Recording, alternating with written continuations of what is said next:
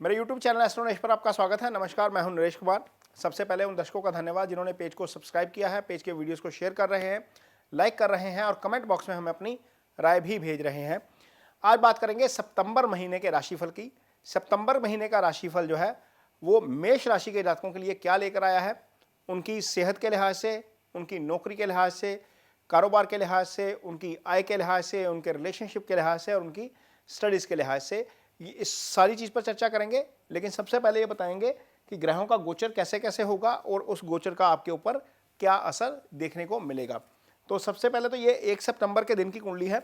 गुरु और राहु लगन में है, यानी कि चंद्रमा के ऊपर से गोचर कर रहे हैं। शुक्र चौथे भाव में गोचर कर रहे होंगे। सूर्य और बुध पंचम भाव में गोचर कर रहे हैं। ये सूर्य का गोचर शुभ नहीं है, ना ही बुध का गोचर शुभ है।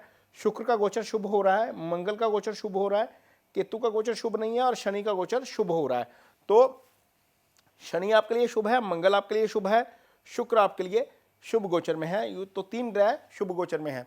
सबसे पहले क्या होगा, 4 सितंबर के दिन गुरु यहाँ पर वक्री हो जाएंगे।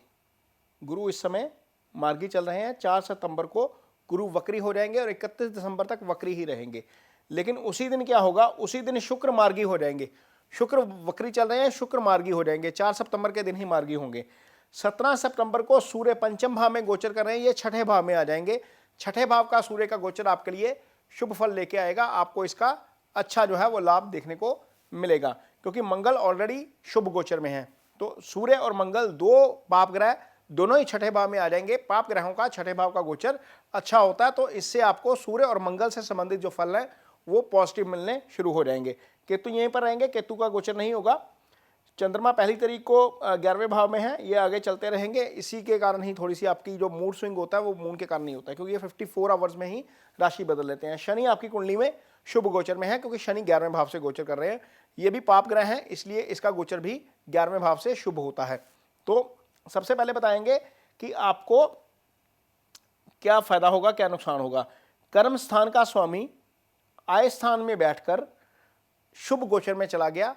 यदि दशा या अंतरदशा शनि की चल रही है तो निश्चित तौर पर आपको काम में तरक्की देखने को मिलेगी। आपके काम की रिकॉग्नाइजेशन बढ़ेगी, क्योंकि सूर्य सामने देख रहे हैं। 17 सितंबर तक यही रहेंगे, यहां सूर्य देख रहे हैं और आपके काम को रिकॉग्नाइजेशन मिलेगी, तरक्की मिलेगी। तो ये चीज़ आपके लिए बहुत अच्छी हो जाएगी। सूर्य पंचम के स्वामी है, पंचम के स्वामी होकर एलिवेशन वाले भाव को देखते हैं। सूर्य लगन के कारक भी होते हैं, तो लगन का कारक ग्रह पंचम में चला गया, 11वें को देख रहा है। इसका मतलब यह है कि आपको कहीं ना कहीं सितंबर महीने में तरक्की की हम उम्मीद कर सकते हैं।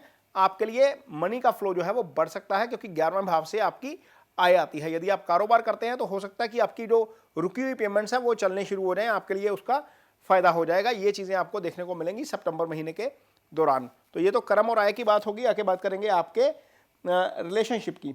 तो रिलेशनशिप के लिहाज से सप्तम भाव का स्वामी शुक्र जो वक्रवस्था में चल रहा है वो 4 सितंबर को मार्गी हो जाएंगे। 4 सितंबर को मार्गी होना उनके लिए अच्छा है, क्योंकि वो शुभ गोचर में ही चल रहे हैं।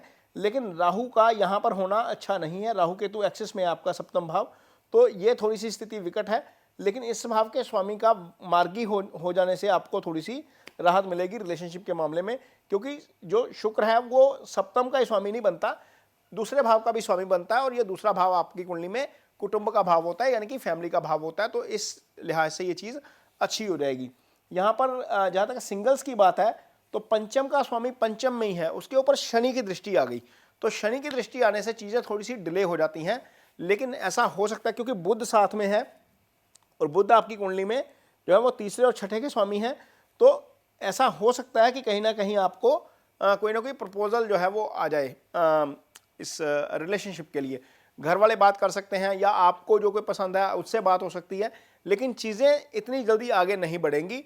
सितंबर का महीना आपको उसके लिए वेट ही करना पड़ेगा। प्रपोजल आ सकता है, लेकिन चीज़ें थोड़ी सी वेट करेंगी। वो भी गुरु चूंकि लगन में है और पंचम को देख रहे हैं, इसलिए ये कैलकुलेशन थोड़ी सी बनती है। नहीं तो वहाँ पर शनि का प्रभाव है और चीज़ें डिले होने की तरफ ज़्यादा जो है वो उसकी संभावना है। आगे बात करेंगे आपकी हेल्थ की। तो हेल्थ के जो कारक ग्रह हैं वो सूर्य हैं, लगन के कारक ग्रह भी सूर्य हैं।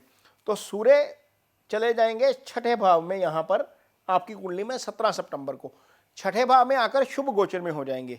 ये गोचर शुभ नहीं है, वो शुभ गोचर में हो जाएंगे। तो आपके लिए चीज़ें अच्छी हो जाएंगी सेहत के लिहाज से। और बुध जो है वो इस भाव के स्वामी होकर गोचर में अपने से 12वें जाकर इस भाव की थोड़ी सी हानि कर रहे हैं।